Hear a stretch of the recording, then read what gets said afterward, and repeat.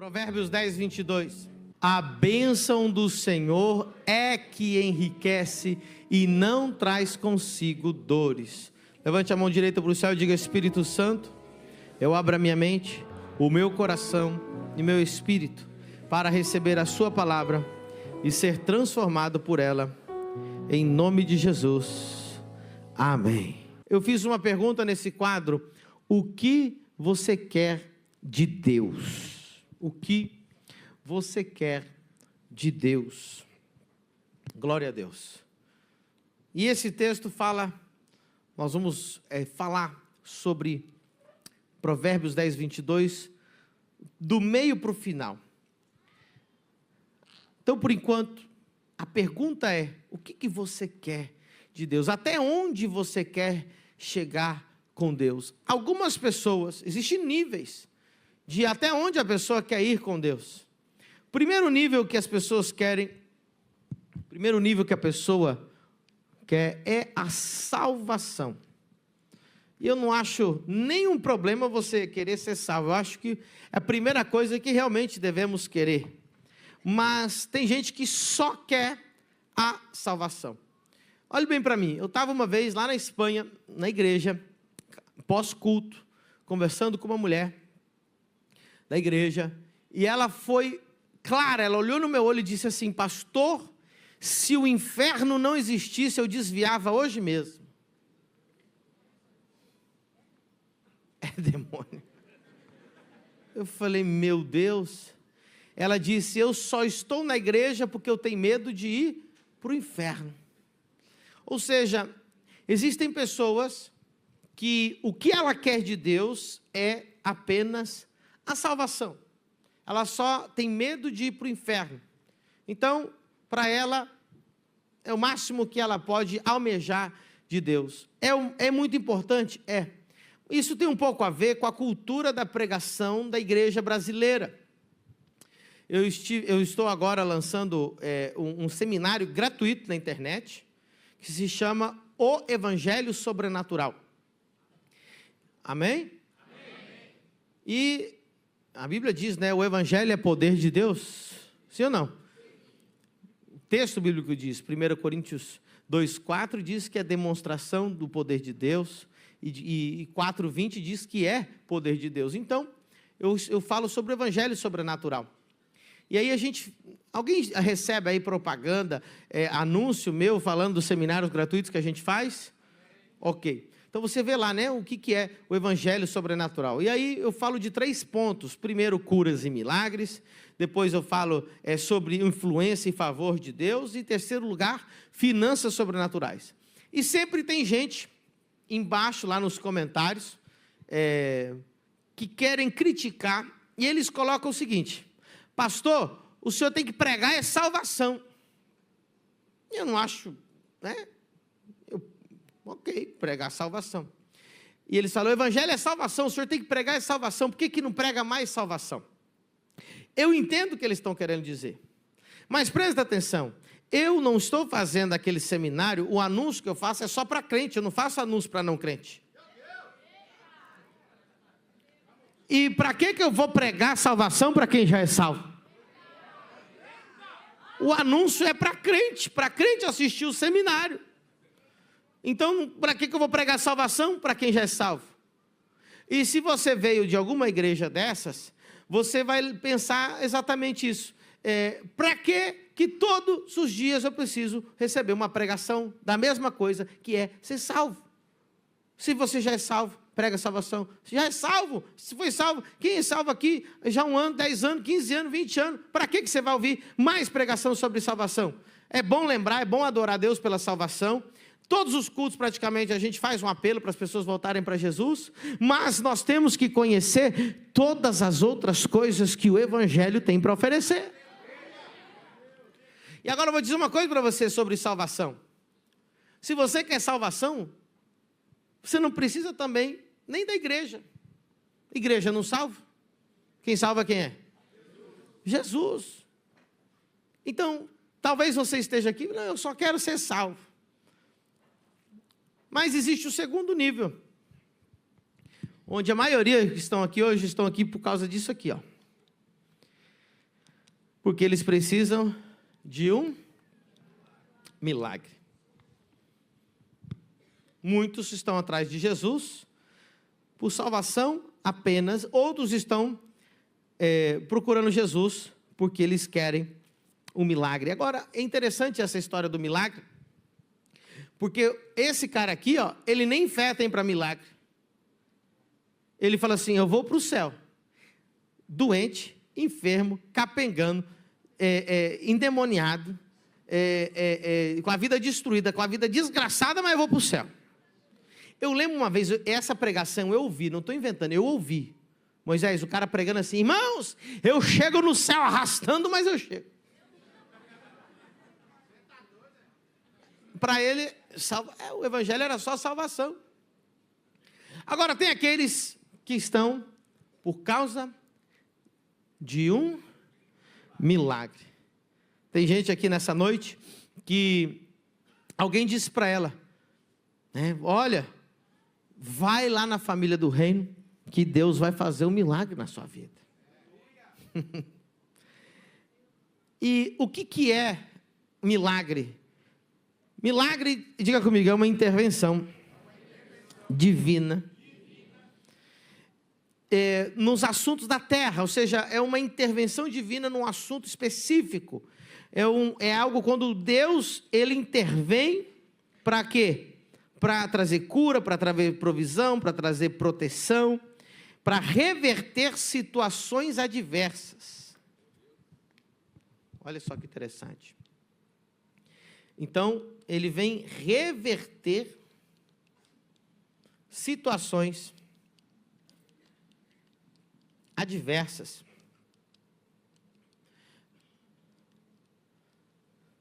Milagre é quando Deus intervém divinamente, é quando Deus, ele interrompe até as leis naturais, para trazer o quê? Diga comigo, cura, provisão, proteção. Então, às vezes você está doente, alguém falou para você, olha, vai lá que você vai ser curado. Jesus cura. Alguém, às vezes, precisa, clama a Deus, que Deus vai fazer um milagre financeiro na sua vida. No último dia, quem aqui já recebeu um milagre financeiro? Quem aqui, tipo assim, ó, faltava um valor e no último dia veio o valor. Deus proveu, fez um milagre financeiro. Milagre é bom. Eu amo. Irmão, não tem ninguém em Balneário Camboriú mais louco por milagre do que eu. Eu duvido. Porque minha vida é 20 anos que eu oro por milagres, eu amo milagre, eu amo ver gente sendo curada, eu amo ver transformações. Aqui na nossa igreja tem ex-cego, ex-surdo, ex-paralítico, ex-mudo, tem de tudo aqui, ex-autista. Amém? Deus é fiel demais, eu amo milagre, mas vai vendo. Tudo isso aí, meu querido, é muito bom. Mas, agora vem aqui, quero que você entenda. O que é milagre? Milagre é Deus te tirar de um buraco. Exatamente. É um alívio.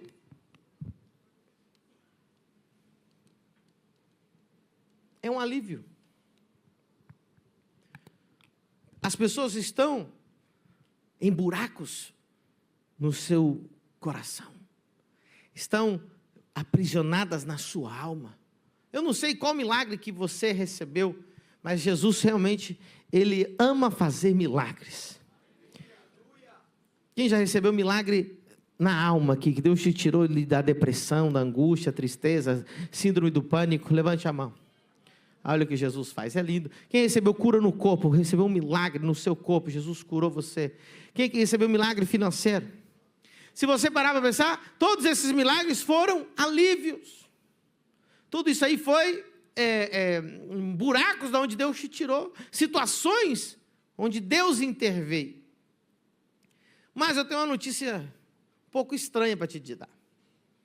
Você não precisa ser crente para receber milagre.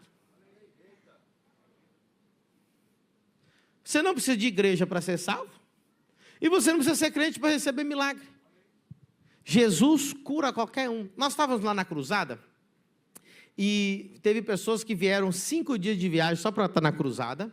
E teve gente que acampou na frente da acusada, no carro, porque precisava de um milagre. Uma das famílias que acamparam lá, né, ficaram dormindo dentro do carro, a família inteira dentro do carro, era uma família que eles eram de outra religião, não sei se era quimbanda ou candomblé, né, com a roupa daquele estilo, e os seguranças, os meninos ficaram até meio estranhados assim, falaram, né, está tudo bem? Não, a gente veio aqui porque a gente está procurando uma cura, acho que era para a avó, uma senhora que estava lá. E glória a Deus. E Jesus cura o macumbeiro, Jesus cura o espírita, Jesus cura o pecador. Por que Jesus cura, pastor? Porque não depende de você, é a bondade dele que cura. Ele cura porque ele é bom. Não é porque você merece ou eu mereço.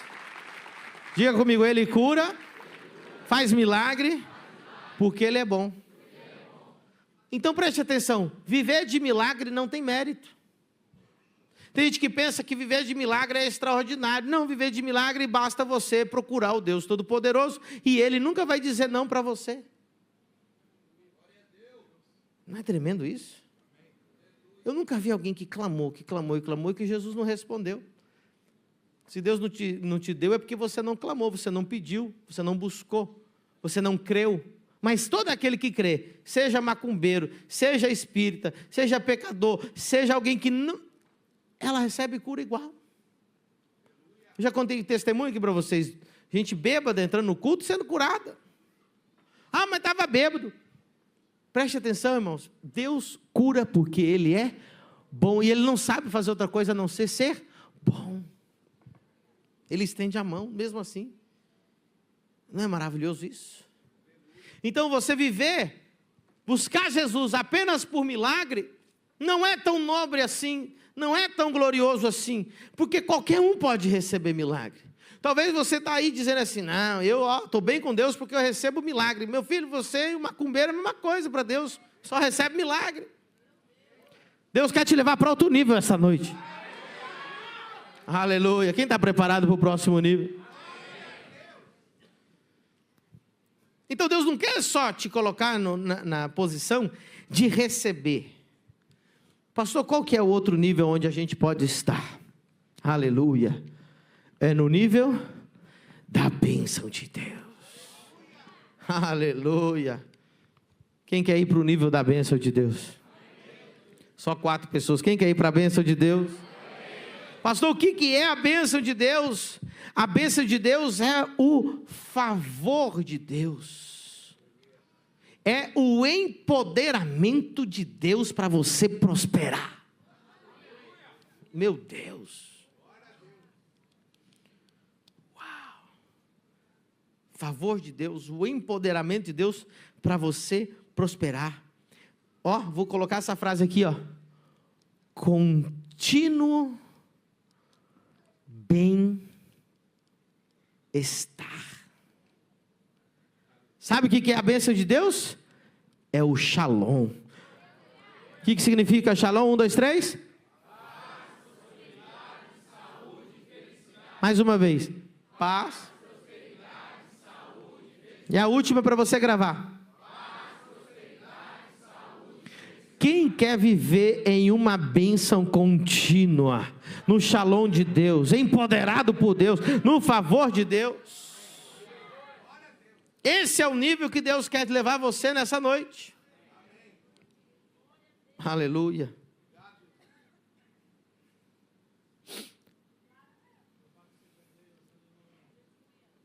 Imagina você, um mendigo, uma pessoa que está em uma situação, né, que não tem alimento.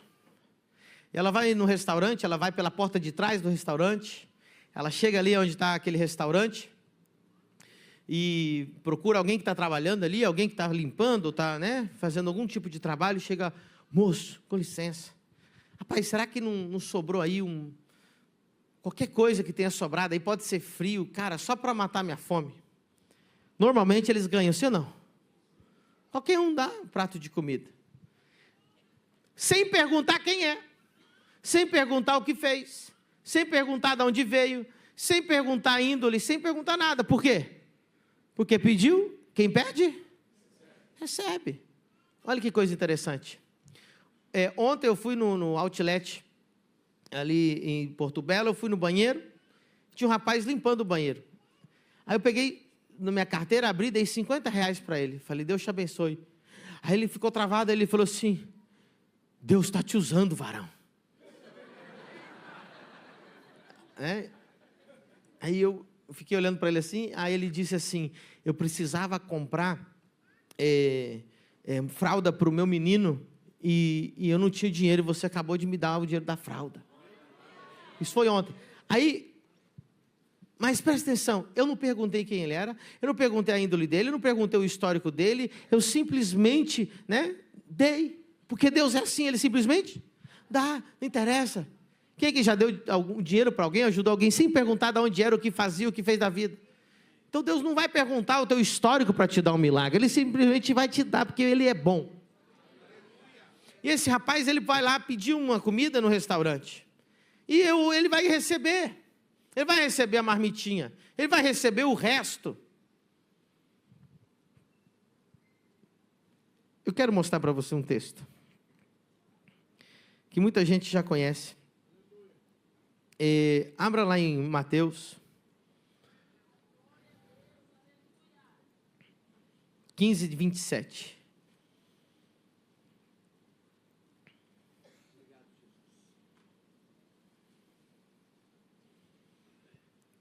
E ela disse, sim, Senhor, mas também os cachorrinhos comem das migalhas que caem da mesa dos seus senhores.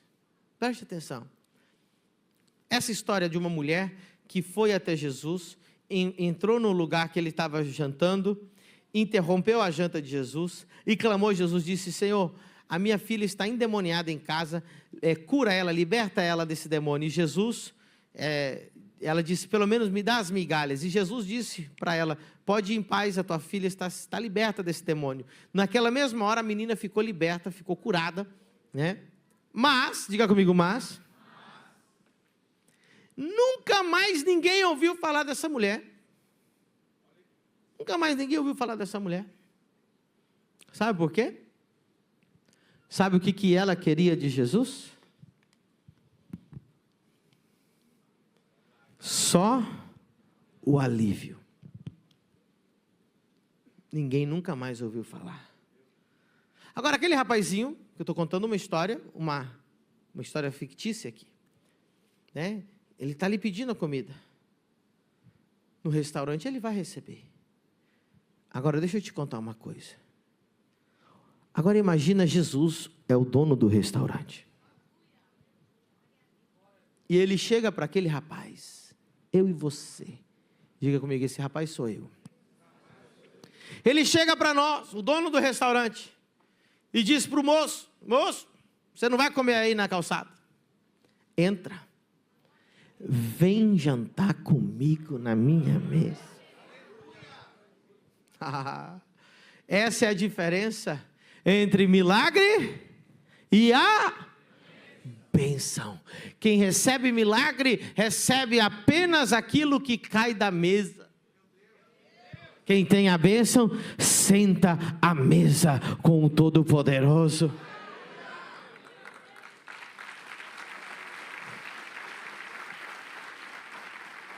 Tem mais.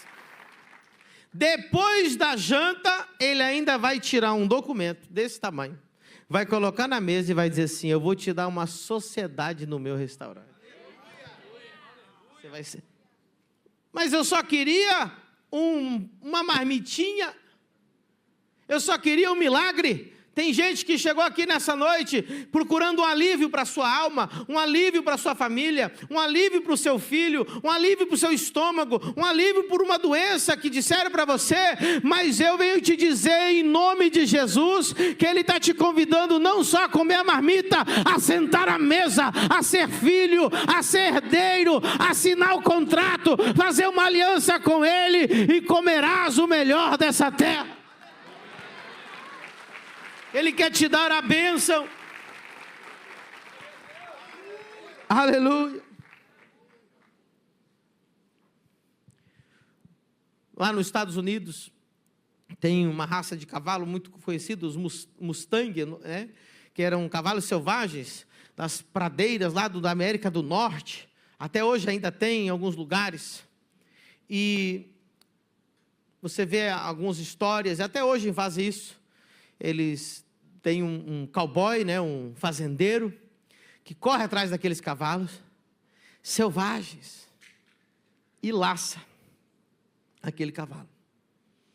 E aquele cavalo não quer vir de jeito nenhum. E dá coice, e morde, e é uma briga. Porque ele não conhece ainda o que o fazendeiro quer fazer. E aí, mesmo amarrado, mesmo brigando, o fazendeiro traz ele para a fazenda. Amarra ele num pedaço de pau e deixa ele dando volta. Dá uma boa coça no cavalo, para ele dar uma acalmada, mas dá água, comida, vacina, tira os carrapatos, dá banho. E de repente, quando chega a noite, o cavalo não vai passar mais frio, porque agora ele está dentro do estábulo. De repente, agora no inverno, não vai passar mais fome, porque tem comida no inverno. Depois que o cavalo é cuidado, tratado, domado, o fazendeiro abre a porteira e o cavalo não vai mais embora. Assim somos nós. Assim somos nós. Aí Deus está trazendo a gente laçado e a gente não quer. Não, eu não vou submeter pastor, esse negócio de dar dinheiro para pastor, eu não, esse negócio de enriquecer, esse negócio de ficar em todos os cultos, eu sei que é minha vida. Aí depois você vai entrando e falando, rapaz, mas minha vida está ficando tão boa, minha casa mudou, minha esposa mudou, meus filhos mudaram, a bênção está chegando. Ei, antes você não queria entrar, mas agora não quer mais sair.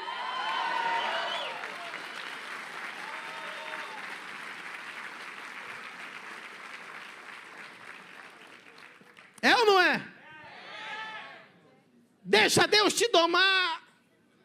Você acha que a alegria está em ser selvagem, largado por aí? A alegria está em ser cuidado por Ele.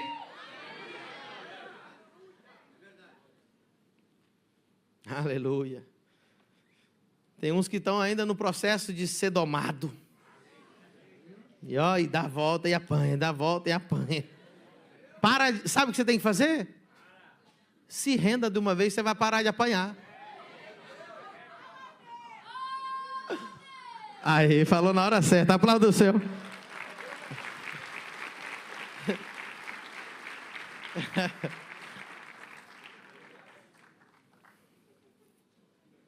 Uma vez, meu pai me bateu. Eu apanhei do meu pai. E eu estava revoltado aquela noite. Eu era criança. Peguei a minha mala, abri. Fui na cozinha, peguei umas bolachas. Um pão de forma. Coloquei na mala. Minha pasta que meu pai comprou. Botei uma cueca, umas... Rapaz, a hora que eu não tinha feito nem a metade da maleta, eu já fui desfazendo ela de novo, não queria nem deixar meu pai ver, já fui guardando. Falei, rapaz, sabe por quê? Aleluia. Eu prefiro apanhar de Deus do que ser acariciado pelo diabo.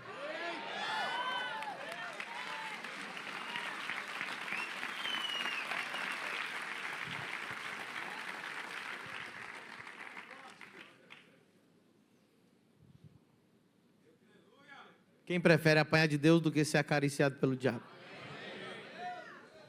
Ah, mas meu pai é chato. Eu prefiro um pai chato do que um diabo legal.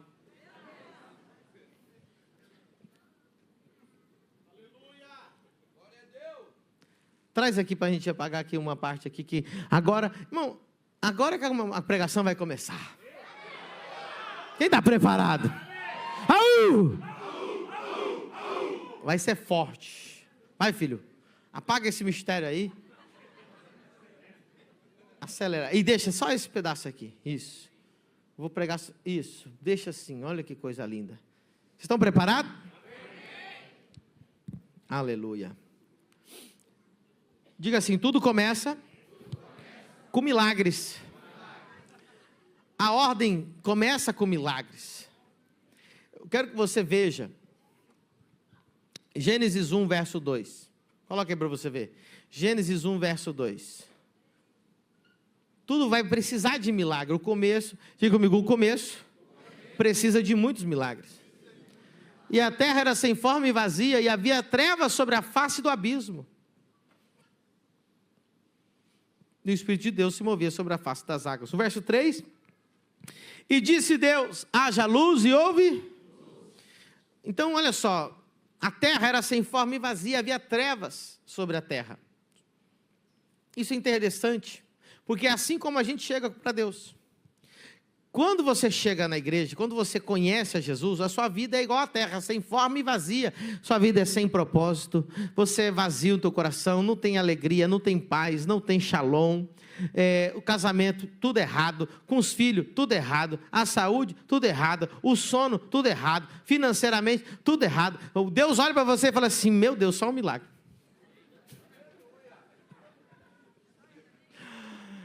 Deus olha para você e diz: meu Deus, só um milagre.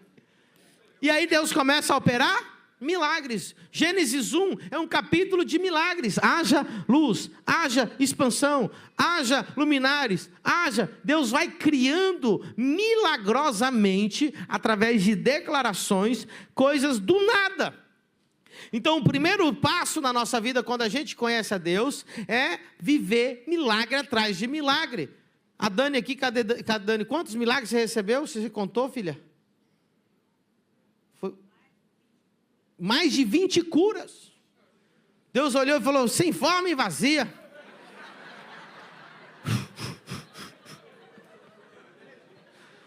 Cadê a Regina? A Regina foi mais. A Regina ganhou de você. 26, 27 milagres que ela contou. Sem contar milagre com a família, milagre com o filho, milagre no casamento, milagre um atrás do outro, todo dia, milagre, milagre, milagre. Aí Deus falou assim: agora já dei forma, agora alinhei, agora a coisa está, tem luz, tem vida, a coisa está indo bem agora. Mas agora qual que é a segunda parte? Pergunta, pastor. Depois da temporada de milagres, o que vem? Vem a temporada do Éden. Deus terminou de criar o homem, todas as coisas, criou o homem, tudo de forma milagrosa, e olha o que acontece em Gênesis 1, 28. O que está lá em Gênesis 1, 28? E Deus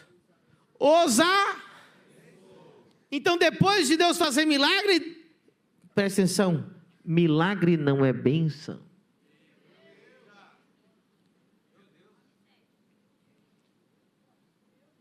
Milagre é milagre. Existe um nível maior do que milagre. É o nível da favor de Deus, empoderamento de Deus, contínuo bem-estar, paz, prosperidade, saúde, felicidade. Deus os abençoou. E olha o que a bênção faz na vida da pessoa: frutificai, multiplicai-vos, enchei a terra, sujeitai-a e dominai. Aí vem o momento da bênção. Gênesis 2, verso 7. Gênesis 2, 7. E formou o Senhor Deus o homem do pó da terra, e soprou nas suas narinas o fôlego da vida, e o homem foi feito alma. Verso 8. E plantou o Senhor Deus Quem plantou o jardim? Quando você está na bênção, é Deus que planta o jardim para você.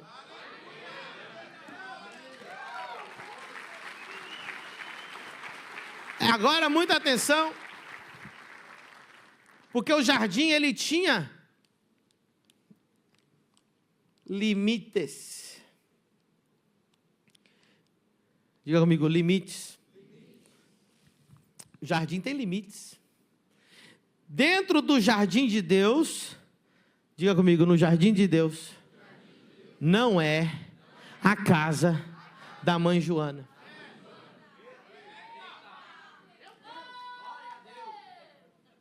Meu Deus do céu. Dentro do Éden, escute, para você viver no milagre, você apenas precisa crer, apenas precisa pedir, apenas precisa buscar. Pode ser um endemoniado, Deus vai fazer um milagre na sua vida, mas para ter a bênção, para viver dentro do jardim de Deus, você vai precisar de obediência. Diga comigo, o caminho da bênção é o caminho da obediência.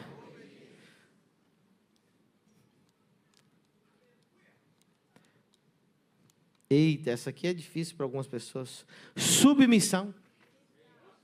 Diga comigo, o caminho da bênção é o caminho da submissão. Caminho da verdade. Vai ter que parar de mentir.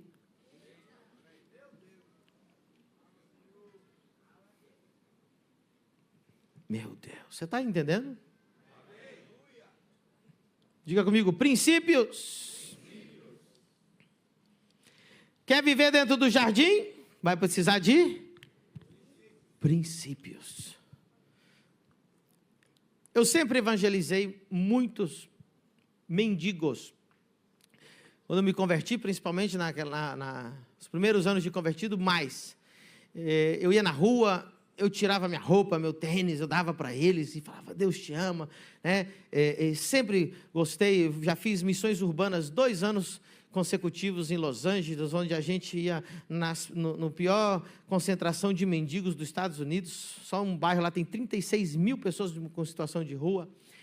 Já fiz sopão, já dei marmita, já dei roupa, já fiz evangelismo, e aonde a gente encontra, a gente fala com essas pessoas. E agora preste atenção.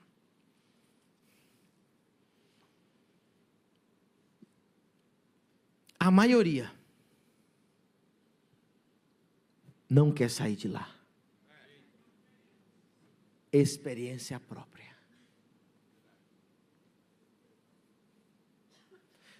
Quem não está acostumado a evangelizar mendigo, acha que isso é irracional. Não, pastor, todos eles querem sair de lá. Você está muito enganado.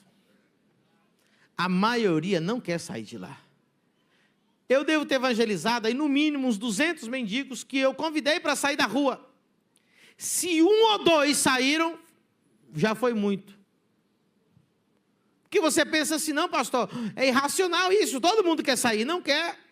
Uma vez eu morava nos Estados Unidos, estava em Boca Raton, na Flórida, e aí eu levava a equipe para evangelizar no sábado.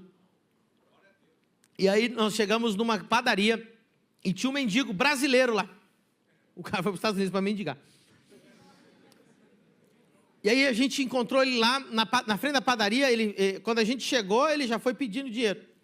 E aí eu e minha equipe, assim, nós chegamos para ele e falamos assim, cara, sai dessa vida, nós vamos ajudar você, o que você precisa? A gente vai dar o que você precisa, a gente vai arrumar um lugar para você dormir, um lugar para você trocar de roupa, um lugar não sei o quê. Sabe que ele falou assim, saiam daqui, vocês estão me atrapalhando.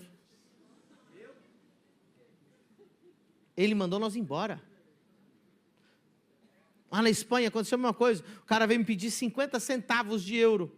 Eu falei para ele assim, e se eu em vez de dar 50 centavos, der um lugar para você dormir, um lugar para você comer, um lugar para você trocar de roupa, um lugar que você vai ter remédio, um lugar que você não vai passar frio, uma cama boa para você dormir, um chuveiro quente para você. Ele falou assim, cara, se você não tiver 1 euro, vai embora que você está me atrapalhando. Ele não queria. Ele só queria os 50 centavos. Ele só queria o milagre. Ele só queria a marmita. Ele só queria R$1. Ei, Jesus, vieram a ele 10 leprosos. Todos receberam o milagre, mas apenas um voltou porque queria viver na bênção. Quantas pessoas você conhece que foram curadas na família do reino, transformadas na família do reino, que receberam milagres extraordinários e não estão mais nem sequer em igreja alguma? Quantos a gente encontra na rua em Balneário Camboriú? Aí você fala, é ilógico, é irracional. Não, é porque ela somente quer o milagre. E sabe o que acontecer se ela voltar? Deus vai fazer outro milagre, porque Ele é bom. Mas é isso que você quer? De marmita em marmita? De R$1 em R$1? De 50 centavos em 50 centavos? Alívio em alívio? Não. Deus está dizendo, vem sentar à mesa. Vem fazer parte do contrato. Vem ser sócio disso aqui. Aleluia. Vem ser herdeiro. Eu tenho muito mais para te dar. Só que para viver... Agora, por que eles não querem? Por que aquele que está em situação de rua, 99,9% deles não querem sair da rua? Porque dentro do jardim tem normas. Vai ter hora para acordar, vai ter hora para comer, vai ter hora para tomar banho, não pode fumar, não pode beber, não pode usar droga. Então o que acontece? Ele falou assim, eu prefiro viver na sarjeta, fazendo o que eu quiser, do que viver no palácio debaixo de regra. Mendigos espirituais. Tem gente que está aqui, nessa noite, e ela conscientemente está dizendo, eu só quero um milagre. Quando é que esse pastor vai parar de pregar e orar por mim de uma vez? Depois eu volto para a minha vida. Muita gente, ela só quer um alívio para ela poder pecar em paz. Não pegaram, né? Porque quando ela está pecando, ela está cheia de demônio. E ela vem pedir oração para a gente tirar o demônio dela, para ela poder pecar em paz. Você pegou, não? Pastor, tira esse demônio de mim, porque aí eu posso pecar sem ter o tormento do demônio.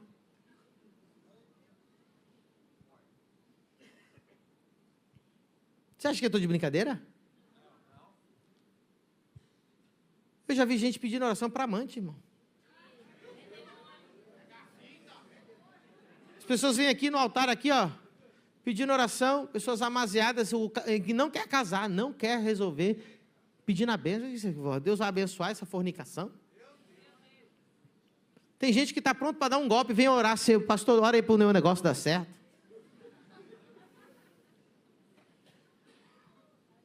Um dia o irmão pediu oração, ele falou para mim que ele era agiota, que ele ia cobrar alguém depois do culto.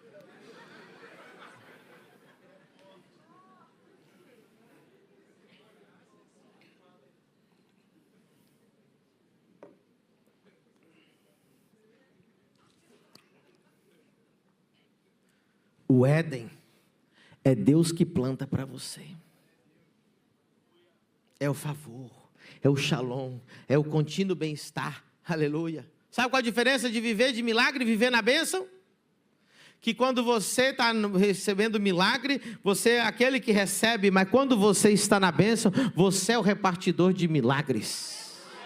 Quando você vive de milagre, você recebe uma bênção financeira de vez em quando, mas quando você está na bênção do Senhor, você é a resposta financeira para muitos.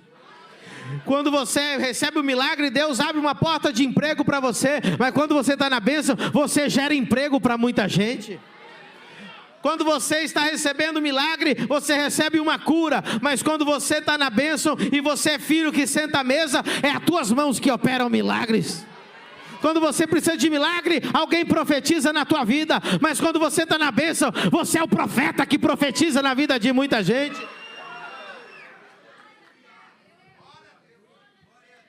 Quando você está lá precisando de milagre, você vai usar a sua fé para sair dos problemas. Mas quando você está na bênção, você não precisa usar mais a fé para sair do problema. Você usa a sua fé para mudar a vida de milhares de pessoas.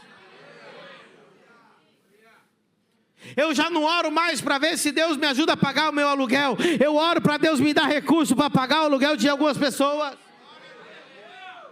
Eu oro para Deus me dar dinheiro para poder alimentar pessoas, para ter ônibus, para ter centro de reabilitação, para poder mudar vidas, para dar cestas básicas. Quando você está na bênção, você reparte as bênçãos de Deus. Você é dono do restaurante junto com Ele.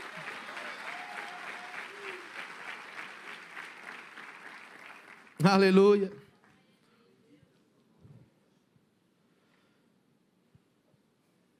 Dentro do Éden, você tem toda a previsão de Deus, toda a riqueza do céu. De novo, Provérbios 10, 22. Olha o que a bênção é. Olha a diferença. A bênção do Senhor é que enriquece e não traz consigo dores. Sabe o que é isso? Pedro pescou a noite inteira e não pegou? Quem já varou a noite sem dormir aí? É ruim, não é? Tentando ganhar o dinheirinho, não consegue. Aí Jesus chegou no outro dia, de manhã, e falou: Pedro, joga ali, ó. Ó, Senhor, eu pesquei a noite inteira, lua cheia, sem vento, conheço o mar, não peguei nada, mas sobre a tua palavra eu vou lançar. Pedro passou a noite inteira perseguindo o peixe e o peixe fugindo dele. Mas quando ele lançou a rede debaixo da bênção, os peixes pularam na rede dele. Nos dois você vai lançar a rede. Quando você lança a rede sem Deus, problema é seu achar o peixe. Quando você lança a rede com Deus, Deus manda o peixe pular na tua rede. Deus te manda o cliente, Deus te manda o contrato, Deus te manda os melhores para você. O cara diz: o seu orçamento é mais caro, mas eu quero fazer com você. O rei é o peixe que pula na tua rede, porque você tem a bênção do Senhor, que enriquece sem dores. Que tremenda essa palavra de Deus. Aleluia. Você está preparado? Posso ir uns 10 andares mais profundo do que isso? Quem estiver afogando já vai embora agora. Fala assim: pastor, eu já não estou aguentando. Né? Já está abençoado, já pode ir para sua casa. Que agora eu vou ir num nível bem hard, irmão. Vocês aguentam? Não diga que eu não avisei, tá? Vamos abrir a palavra de Deus em Mateus 22, versículo 11, 12 e 13. Pode ir glorificando a Deus aí. O Espírito Santo está aqui nessa noite. O rei, entrando para ver os convidados, o rei fez uma festa. E convidou muita gente no seu palácio, na sua casa. E ele entrou na festa. E ele foi ver quem? Viu ali um homem que não estava trajado com veste de núpcias. E disse-lhe: amigo, como entraste aqui não tendo veste nupcial? E ele emudeceu. Disse então o rei aos servos: amarrai-o de pés e mãos, levai-o e lançai-o nas trevas exteriores. Ali haverá pranto e ranger.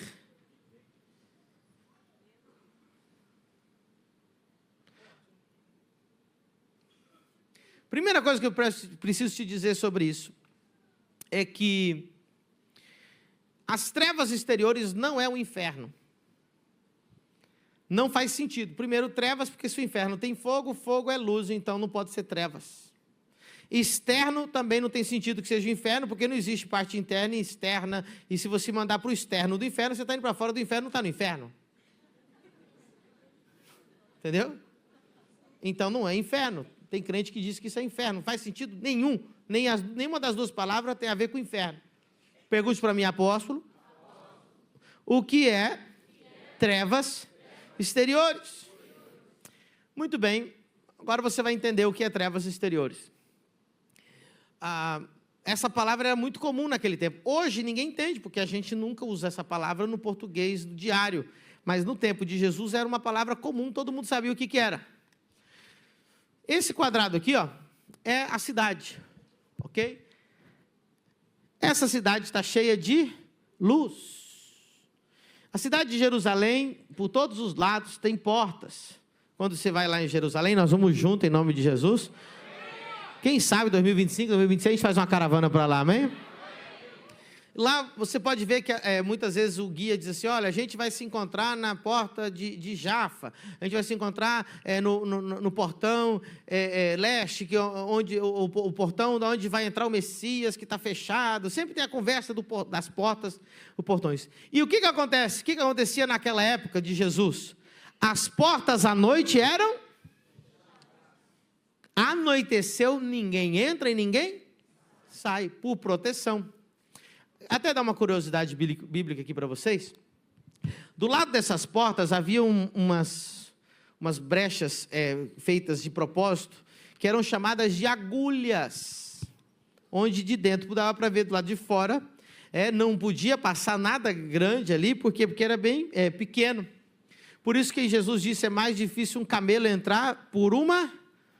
Por quê? Porque muitas vezes os viajantes chegavam atrasados, as portas estavam fechadas, e eles queriam colocar as coisas através da agulha. Entendeu o que é agulha agora? Não tem nada a ver com a pregação, só para você saber. Então, as portas à noite eram fechadas. E o que tem dentro, dentro de Jerusalém à noite? Tem luz, tem festa, tem água, tem vinho, tem comida, tem as festas de Israel. E aí, dentro de uma casa que tinha de um senhor naquela época, mesma coisa. À noite fechava-se a casa. E o que tinha fora? Então trevas exteriores é a parte externa da cidade, é a parte externa da casa. E o que tem lá? Diga comigo, frio, cobra, desculpa, escorpião. De novo, vai lá, diga comigo, cobra, escorpião, demônio, lobo, leão, tudo que é bicho, tudo que é coisa, frio, deserto, leprosos, onde, sabe quem morava nas trevas exteriores? Os leprosos, eles não podiam entrar na cidade. Porco, tudo que era ruim. E o que havia? Era tão terrorífico ficar nas trevas exteriores, que havia pranto e ranger.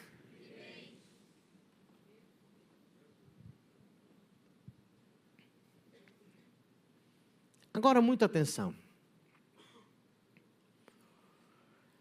Essa cidade, essa luz, se chama espiritualmente, não fisicamente, mas espiritualmente, a igreja. Diga comigo, a cidade de Deus é a igreja. E Jesus é a luz da igreja. A Bíblia diz que nós fazemos o edifício de Deus, somos pedras vivas que edificamos o edifício de Deus.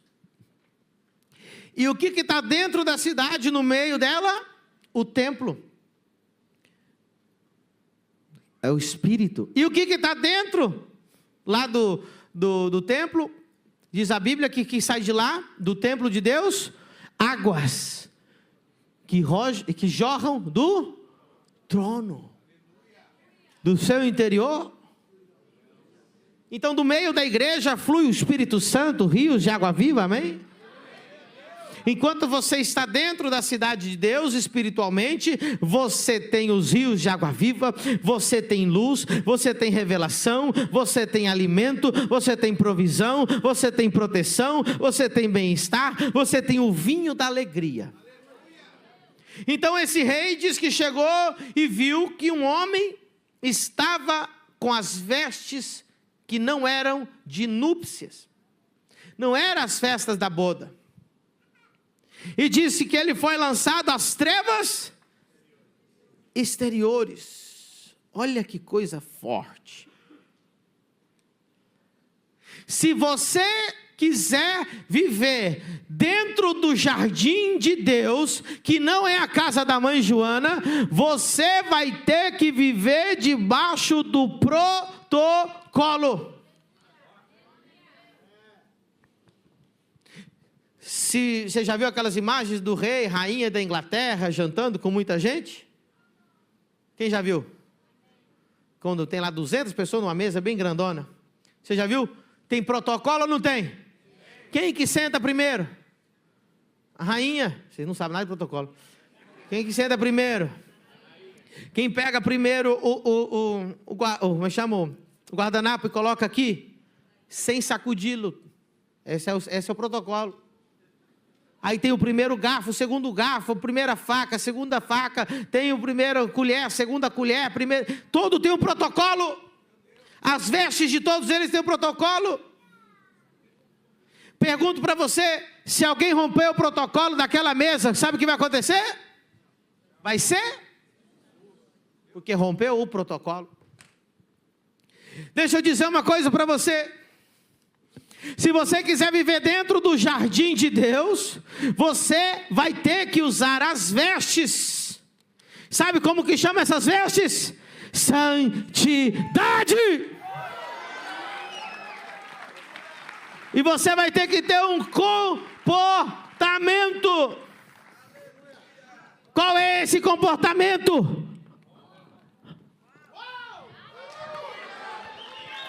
Desonra a rainha na mesa para você ver.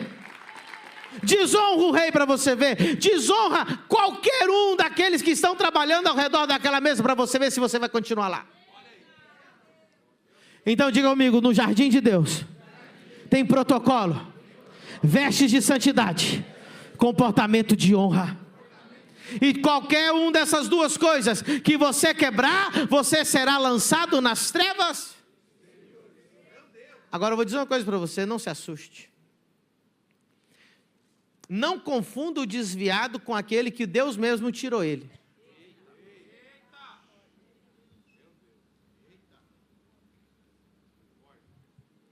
O filho pródigo foi embora. Ele disse, eu não quero mais que ninguém mande em mim. Eu cuido da minha vida. Eu vou fazer o que eu quiser da minha vida. Vou ficar lá obedecendo pastor, igreja, não sei o quê. Vou embora. Ele foi embora. Esse foi embora. Esse texto aqui é muito mais sério do que eu estou falando. Esse texto aqui, quem que mandou embora? O rei. O próprio Deus disse, aqui não tem mais lugar para você. Porque você não sabe se comportar ou se vestir. E aí a pessoa é lançada às trevas. E eu digo uma coisa, a chance é que não volta nunca mais. Porque foi lançado... Pastor, o que o senhor está querendo dizer com isso? Eu não estou querendo complicar a tua vida. Tem pessoas que fisicamente estão dentro da igreja, mas espiritualmente estão vivendo nas trevas exteriores. Elas não desfrutam mais da presença de Deus, elas não adoram mais, elas não têm mais a provisão divina, elas não têm mais o gozo do Espírito Santo, elas estão atormentadas por serpentes e escorpiões, e ela vem na igreja fisicamente, mas ela só vem para criticar, ela vem para julgar, ela vem para fofocar, ela não tem mais comunhão com o Espírito Santo, ela vive num tormento, ela vive na pobreza, miséria, escassez, nada dá certo na vida dela, apesar de fisicamente estar na igreja, espiritualmente está vivendo em trevas exteriores, porque ou ela não veste mais as vestes de santidade, ou ela deixou de honrar.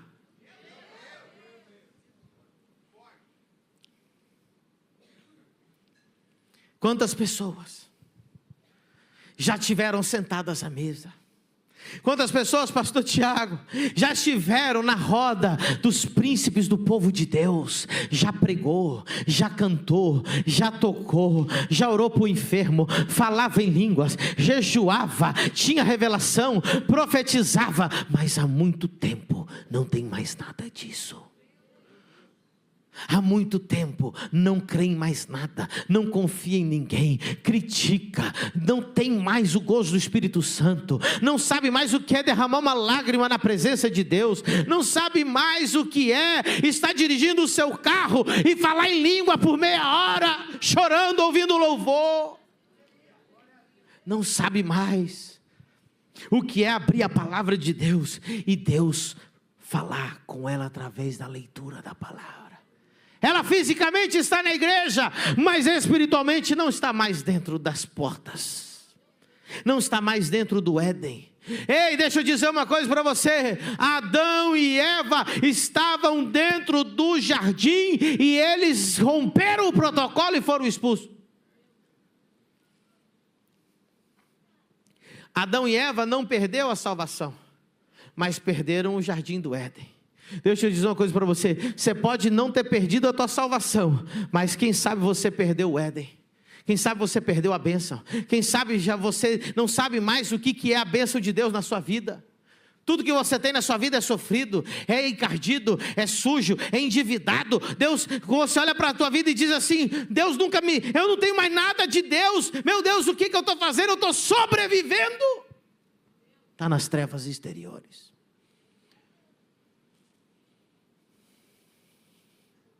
Pastor, e quem está nas trevas exteriores recebe milagre? Recebe. Ele chega lá na agulha e diz assim, gente, joga um pedaço de pão aí, vai cair. Alguém está entendendo essa mensagem? Filho, toca o teclado aqui para mim. Eu estou sentindo a presença de Deus. Aleluia. Tem gente, quantas pessoas você encontra por aí e diz assim, eu já fui pregador, já cantei, já fiz parte do louvor.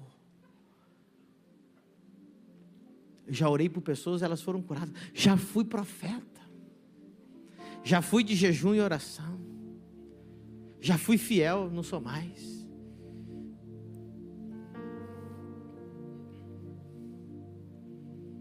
Estão vivendo nas trevas exteriores. Escute, eu vou falar uma coisa para você. Tem pastor vivendo em trevas exteriores, que não consegue mais sentir a presença de Deus. Não consegue mais ver revelação. Está fisicamente num lugar de 4 paredes? Está. Mas quem está dentro, está dentro da bênção, ele está vivendo a glória de Deus. Ele está vivendo na presença. Ele está vivendo uma vida de abundância, de regozijo no Espírito, de dons espirituais, revelação da palavra, júbilo. A família está abençoada. Deus não quer que você viva apenas de milagre, de curas. Deus quer que você tenha saúde do céu. Deus não quer mais te socorrer financeiramente de vez em quando. Ele quer que você seja o socorro financeiro de multidões. Deus está te convidando hoje para você fazer parte da bênção.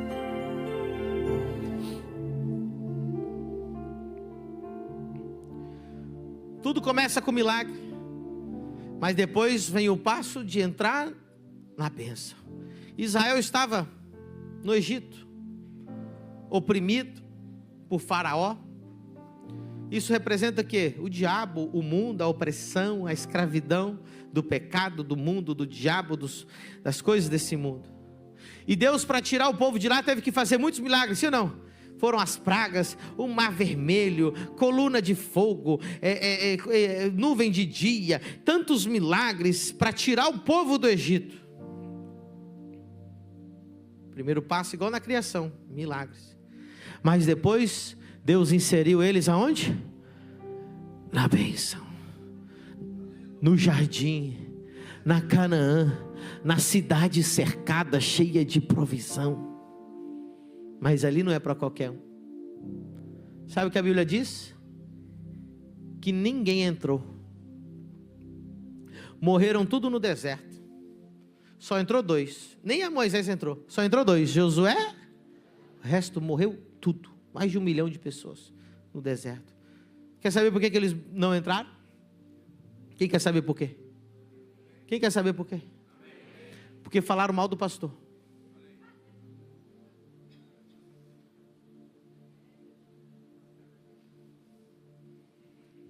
Eu provo para você na Bíblia. Deus disse assim: vou matar todo mundo, Moisés, porque falaram mal de você. Aí Moisés falou: não precisa matar, Deus. Ele falou: tudo bem, não vou matar, mas nenhum deles vai entrar na terra.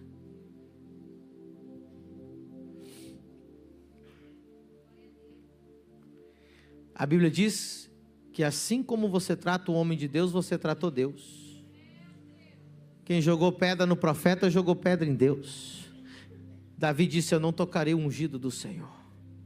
Tem gente que tinha tudo para dar certo, até tocar no ungido de Deus. Posso provar na Bíblia? Porque alguém ficou com cara de endemônio aí. Vou provar na Bíblia. E se não gostou, vai procurar os seus amigos que estão nas trevas exteriores.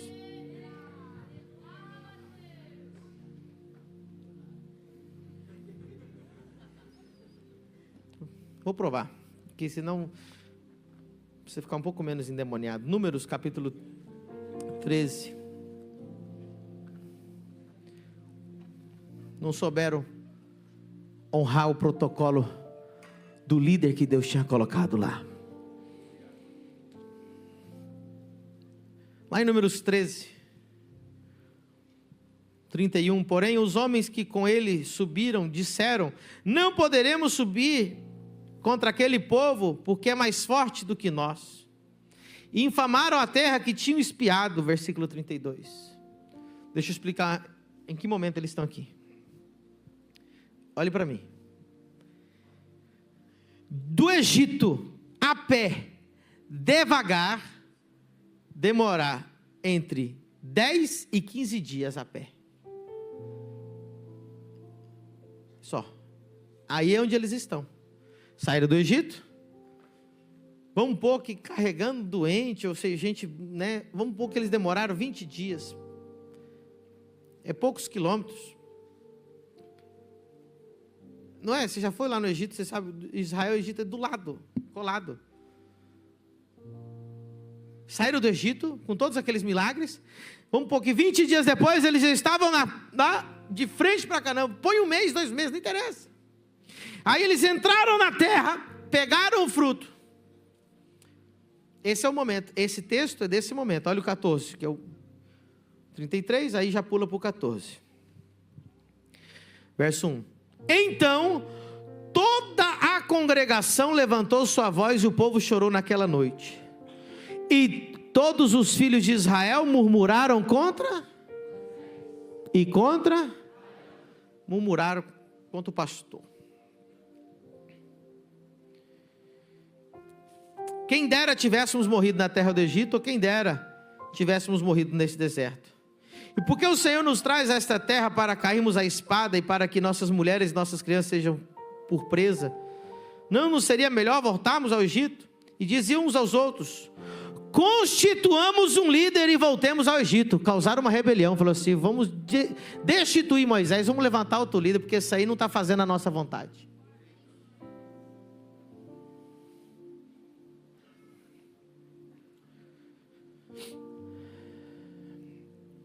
Verso 5, então Moisés e Arão caíram sobre os seus rostos perante toda a congregação dos filhos de Israel. E Josué, filho de Nun, e Caleb, filho de Jefoné, dos que espiaram a terra, rasgaram suas vestes.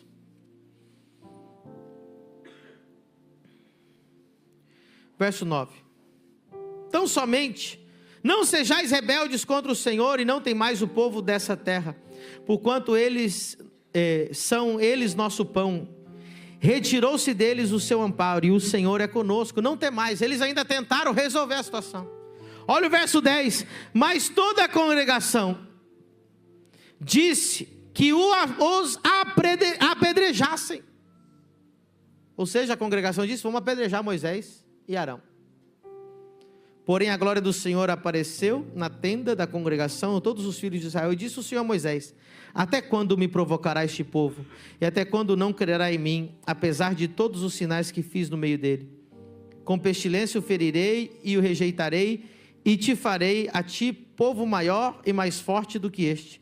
E disse Moisés ao Senhor: assim os egípcios o ouvirão, porquanto com a tua força fizeste subir o povo do meio deles. E dirão os moradores dessa terra, os quais ouviram que tu, o Senhor, estás no meio deste povo, que face a face, ó Senhor, lhes apareces, que tua nuvem está sobre ele, e que vais diante dele numa coluna de nuvem de dia, numa coluna de fogo à noite. E se matares este povo como a um só homem, então as nações que antes ouviram da tua fama falarão dizendo: porquanto o Senhor não podia pôr este povo na terra que lhe tinha jurado, por isso os matou no deserto. Agora, pois, rogo-te que a força do meu Senhor se engrandeça, como tens falado, dizendo: se o Senhor é longânimo. Então, você vê que Moisés está intercedendo aqui. Verso 19: perdoa, pois, a iniquidade deste povo, Verso 20: e disse o Senhor, conforme a tua palavra lhe perdoei. Verso 21: porém, tão certamente como eu vivo e como a glória do Senhor encherá toda a terra, e que todos os homens que viram a minha glória e os meus sinais que fiz no Egito e no deserto, e me tentaram estas 10 vezes e não obedeceram a minha voz. Verso 23, para encerrar: não verão a terra de que os seus pais jurei, e nenhum daqueles que me provocam haverá. Deus tomou a afronta para apedrejar Moisés como se fosse ele mesmo. E Deus teve misericórdia, não matou eles, mas disse: não vai entrar. Você quer viver no jardim de Deus? Diga comigo: vestes de santidade, comportamento de honra, obediência, submissão, verdade, princípios. Aplauda o Senhor nessa noite.